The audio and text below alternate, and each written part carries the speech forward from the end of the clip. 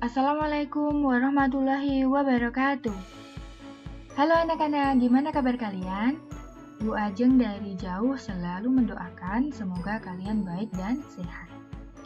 Nah, pada kesempatan kali ini bersama Bu Ajeng kita akan belajar tentang bangun ruang sisi datar. Sudah siap ya?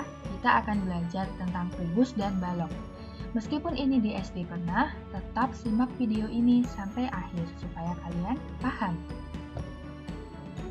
Di sini nanti yang pertama kita akan bahas tentang unsur-unsur kubus dan balok. Ada bidang sisi, rusuk, diagonal bidang, diagonal ruang, dan bidang diagonal. Kita juga akan mengingat-ingat tentang jaring-jaring kubus dan balok. Dan yang terakhir kita akan bahas tentang luas permukaan kubus dan luas permukaan balok. Tapi sebelumnya, kalian masih ingat nggak sih tentang kubus dan balok? Bentuknya itu seperti apa? Dan pernah nggak sih menjumpai di kehidupan sehari-hari? Coba lihat gambar ini. Ini adalah Rubik ya. Ini sebuah alat permainan atau permainan dan mungkin kalian pernah memainkannya. Kalau ini bentuknya menyerupai, iya benar, menyerupai kubus. Nah, kalau gambar akuarium yang di tengah ini, ya, ini menyerupai balok ya. Kalau yang Rubik tadi kubus, yang akuarium ini menyerupai balok. Yang terakhir almari. Almari ini bentuknya menyerupai balok. Pinter banget, masih ingat ya? Nah, sekarang pembahasan selanjutnya tentang unsur-unsur kubus dan balok. Dalam kubus dan balok ada istilah bidang sisi. Bidang sisi itu apa sih? Mudahnya itu seperti temboknya ya, tembok dari kubus dan tembok dari baloknya. Nah, kalau di sini Bu Ajeng punya contoh kubus A, B, C, D, E, F, G, H. Contoh bidangnya yang mana? Yang diwarnai hijau sama yang diwarnai ungu. Yang diwarnai hijau ini letaknya di atas ya, bisa juga kita sebut dengan bidang atas. Lalu kalau yang ungu ini, itu kan letaknya di samping kanan, berarti bisa kita sebut dengan bidang samping kanan. Nah, di sini ada 6 bidang, masing-masing adalah yang pertama bidang alas. Alas itu berarti yang di bawah. Kalau di sini namanya bidang A, B, C, D. Bidang atas berarti yang hijau tadi, yaitu bidang E, F, G, H. Lalu ada juga bidang depan. Kalau di sini berarti adalah bidang A, B, F, E. Lalu bidang belakang berarti di sini adalah bidang D, C, G, H. Kalau bidang samping kanan yang ungu tadi namanya bidang B, C, G, F. Dan yang terakhir bidang samping kiri namanya bidang A, D, H, E. Nah, kalau di balok gimana? Di balok sama aja dengan di kubus. Sekarang kalian perhatikan di sini ada yang diwarnai biru ya. Berarti ini namanya bidang apa? Bidang alas kan? Kalau di sini berarti namanya bidang PQRS. Lalu yang warna orange ini bidang samping kiri. Namanya adalah bidang PSWT. Dan seterusnya kalian bisa cari sendiri ya yang dibalok karena ini sama. Unsur yang selanjutnya adalah rusuk. Rusuk itu yang mana sih? Rusuk itu yang garis-garis hitamnya ini ya, atau yang seperti kerangkanya. Nah, dalam kubus dan balok, ada berapa rusuknya? Ya benar, ada 12 rusuk ya. Sekarang kita kelompokkan yuk sesuai rusuk yang saling sejajar. Kelompok pertama, kita bahas dari kubus dulu ya. Kelompok pertama yang saling sejajar, ada rusuk AB, DC, EF, dan HG. Nah, ini saling sejajar. Kelompok yang kedua ada AE, BF, CG, dan DH. Itu saling sejajar. Dan yang kelompok terakhir yang saling sejajar adalah AD, BC, FG, dan EH. Nah, kalau di balok gimana? Di balok konsepnya sama dengan di kubus. Jadi nanti kalian coba cari sendiri ya, rusuk mana yang saling sejajar. Oke?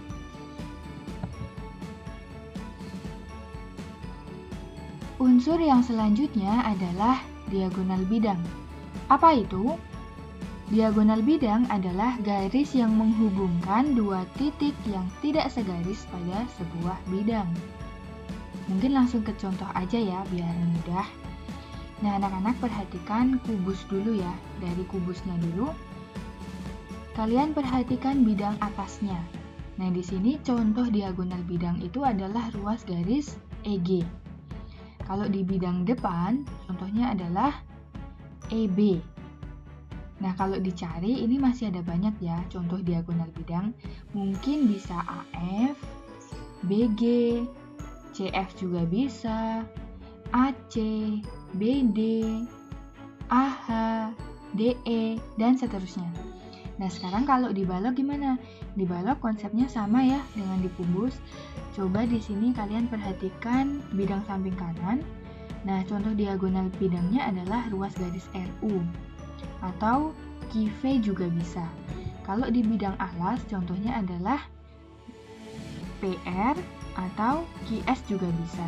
Masih ada lagi ya, mungkin ada SP, RW, PW, SP, dan seterusnya kalian cari sendiri. Unsur yang selanjutnya adalah diagonal ruang. Apa itu? Diagonal ruang adalah ruas garis yang menghubungkan dua titik sudut yang saling berhadapan. Kita masuk ke contohnya aja. Silahkan perhatikan kubusnya terlebih dahulu. Di sini contoh diagonal ruangnya adalah ruas garis EE. Jadi ini menghubungkan titik C dengan titik E yang saling berhadapan. Contoh lainnya adalah ruas garis BH. Masih ada lagi ya.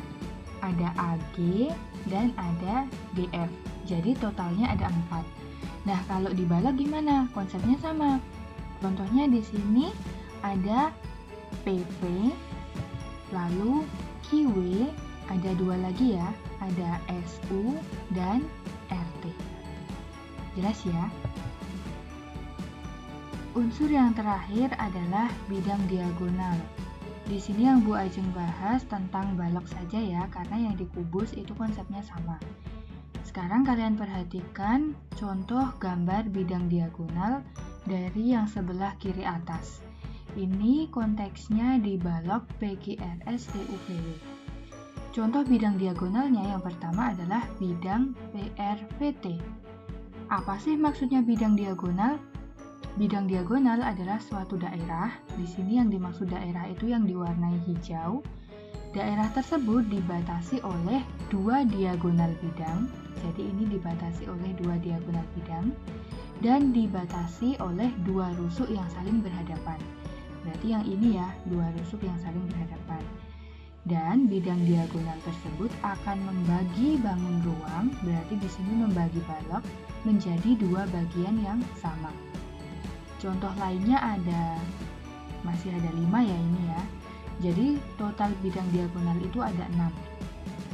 Nah, bidang diagonal yang kedua adalah bidang SQ-UW, lalu ada juga bidang SRUT, ada juga ini bidang PQ-VW, terus ada bidang PUVS, dan yang terakhir bidang TQ-RW.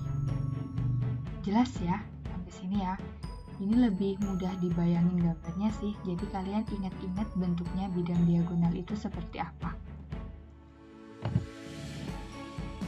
Sekarang kita bahas satu contoh soal. Budi membuat kerangka balok yang terbuat dari kawat dengan ukuran 12 cm x 8 cm x 4 cm. Berarti 12 ini nanti jadi panjang, 8 jadi lebar, 4 menjadi tinggi. Jika kawat yang tersedia hanya 7,68 meter, atau kalau dijadikan senti itu sama aja 768 cm, tentukan banyak kerangka balok yang dapat dibuat. Di sini Bu Ajeng berikan sketsa gambar balok. Ini panjangnya, sini lebarnya, sini tingginya. Nah, kalian perhatikan. Rusuk panjangnya itu sebenarnya ada 4 ya. 1, 2, 3, 4. Lebarnya itu juga ada 1, 2, 3, 4. Begitu pula tingginya ada 4. Jadi kalau mau mencari panjang kawat, itu bisa menggunakan rumus 4P tambah 4L tambah 4T. Artinya apa? 4 kali panjang ditambah 4 dikali lebar ditambah 4 dikali tinggi. Atau karena ini sama-sama punya 4, 4-nya dikeluarkan jadi 4 dikali panjang tambah lebar tambah tinggi. Sekarang kita masukkan ya. 4-nya di depan, panjangnya tadi 12, tambah lebarnya 8, tambah tingginya 4. Sama dengan 4, ini dikali ya. Dikali, ini dijumlahkan ketemu 24. 4 kali 24 ketemu 96 cm. Lalu kita akan cari banyak kerangka balok. Tadi kan panjang kawatnya 768 ya, berarti nanti 768 dibagi dengan satu balok memerlukan 96 cm, berarti ini dibagi 96 cm. Kalau dibagi ketemunya 8, berarti banyak kerangka balok yang dapat dibuat adalah 8 buah. Semoga jelas ya.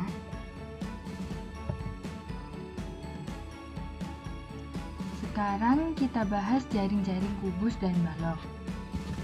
Tapi di sini Bu Ajeng kasih contohnya yang balok saja ya, karena konsepnya sama dengan kubus. Nah, di sini ada balok PQ, RS, TU, VW. Oke. Jaring-jaringnya itu yang seperti apa? Jadi kalau ini tuh kita buka, nah ini dindingnya terbuka ya.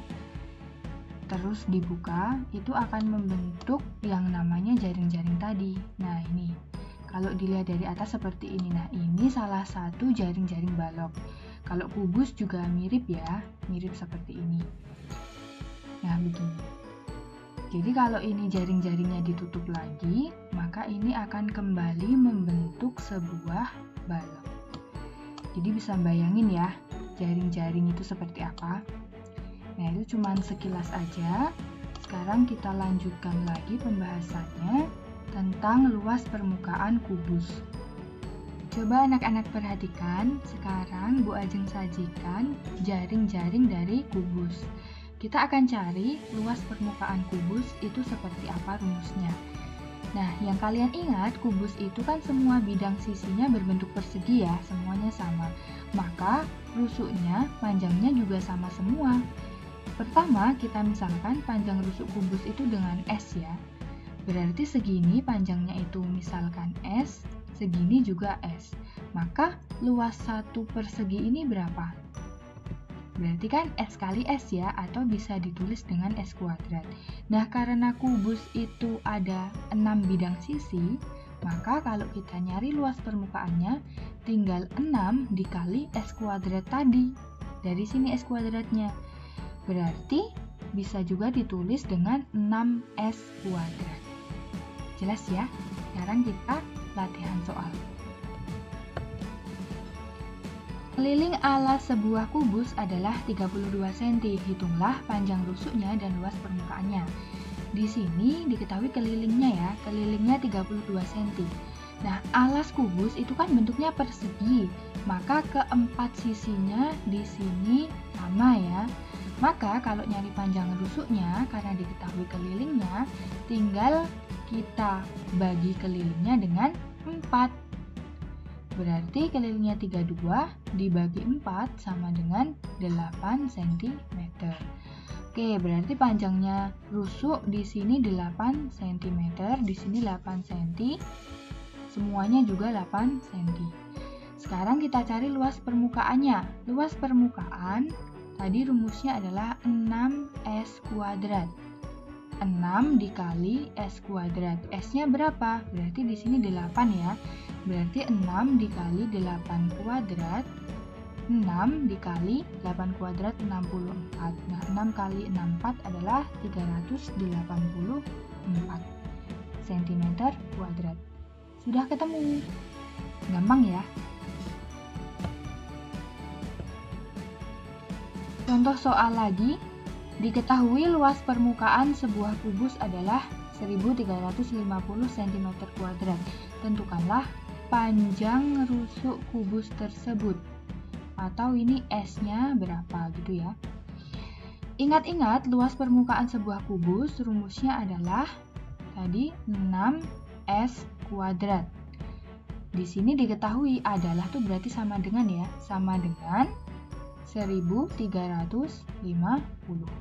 Kita nyari S-nya berapa? Berarti S kuadrat sama dengan 1350, berarti ini dibagi 6 ya, per 6, ternyata ketemu 225.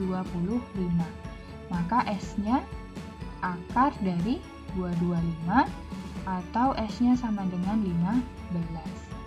Jadi panjang rusuk kubus tersebut adalah 15 cm. Terakhir kita bahas tentang luas permukaan balok. Di sini Bu Ajeng punya balok dengan panjang P, lebar L, dan tingginya T. Gimana cara nyari luas permukaannya? Pertama kita cari dulu luas bidang alas ditambah bidang atas. Nah, kenapa alas sama atas? Karena itu bentuknya sama ya, ukurannya sama. Luas bidang alas.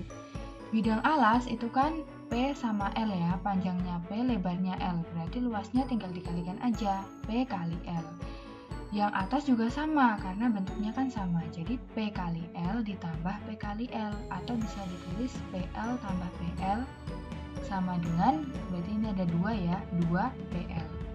Sekarang kita cari luas bidang depan ditambah bidang belakang. Kalau bidang depan berarti kan yang ini. Di sini P, segini itu T ya, berarti luasnya adalah P kali T, yang bidang belakang juga sama, ditambah P kali T. P kali T bisa ditulis PT ditambah PT, karena ada 2, berarti 2 PT. Luas bidang samping kiri ditambah bidang samping kanan. Samping kiri, segini itu kan L, ya, segini T-nya ya, berarti luasnya adalah lebar kali tinggi L kali T ditambah yang samping kanan sama L kali T, sama dengan LT, ditulis LT ditambah LT, karena ada 2 jadi 2 LT. Luas permukaannya tinggal jumlahkan aja ini semua. Jadi luas permukaannya adalah 2 PL ditambah 2 PT ditambah 2 LT. Karena ini sama-sama punya 2, 2-nya dikeluarkan boleh, jadi 2 dikali PL plus PT plus LT. 2 dikali panjang kali lebar ditambah panjang kali tinggi ditambah lebar kali tinggi. Jadi ini yang di dalam kurung dihitung dulu, baru nanti hasilnya dikalikan 2. Jelas ya? Nah, sekarang ini adalah contoh soal terakhir. Sebuah balok berukuran panjang 15 cm, berarti di sini panjangnya 15 dan lebar 10 cm, berarti di sini 10 cm. Jika luas permukaan balok tersebut adalah 550 cm², berapakah tinggi balok tersebut? Jadi di sini tingginya ditanyakan jika diketahui luas permukaan baloknya 550. Ingat-ingat luas permukaan balok, tadi rumusnya 2 kali PL plus PT plus LT ya. Luas permukaan baloknya tadi berapa? Ternyata 550. Jadi di sini kita ganti aja 550 sama dengan 2 kali panjang kali lebar. Berarti panjangnya 15 dikali lebarnya 10 ditambah PT, berarti panjangnya 15, T-nya tetap T karena itu kan belum diketahui. Lebarnya kita ganti 10, tingginya tetap T.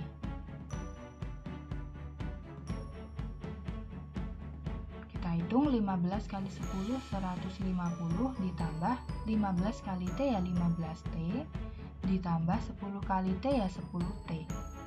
Oke, ini 550 sama dengan 2, 150-nya tetap dulu ya, ditambah, nah ini sama-sama punya T kan, 15 tambah 10 ketemu 25 T.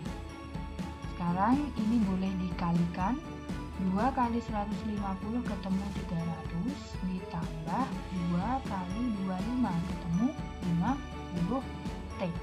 300 pindah ke ruas kiri jadi 550 min 300 sama dengan masih ada 50T di ruas kanan. 550 kurangi 300 ketemu 250 sama dengan 50T. Berarti T-nya adalah, ini jadi pembagi ya, 250 dibagi 50. 25 bagi 5 ketemu 5. Ternyata tingginya di sini ketemu berapa? 5 cm. Nah, jelas ya, jadi tingginya ketemu 5 cm.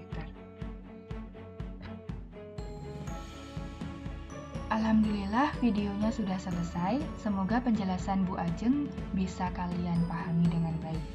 Sampai ketemu di video selanjutnya. Wassalamualaikum warahmatullahi wabarakatuh.